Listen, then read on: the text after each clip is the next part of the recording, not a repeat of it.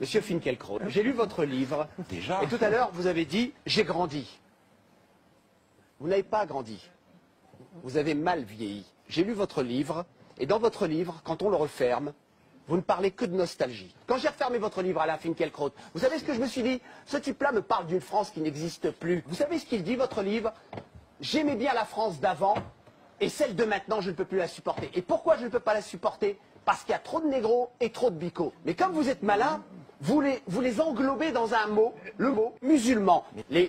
D'abord, si vous prétendez être un républicain, vous devez regarder les 6 millions de Français de confession musulmane, tout d'abord comme des citoyens et pas comme des croyants. Et à chaque fois que vous parlez de ces Français, Alain Finkielkraut, vous en parlez comme de musulmans. Parlez-en comme des citoyens français. Moi, je suis né en France de parents algériens analphabètes. J'étais dans une France qui parlait de république et qui ne différenciait pas les Français en fonction de leur ethnie.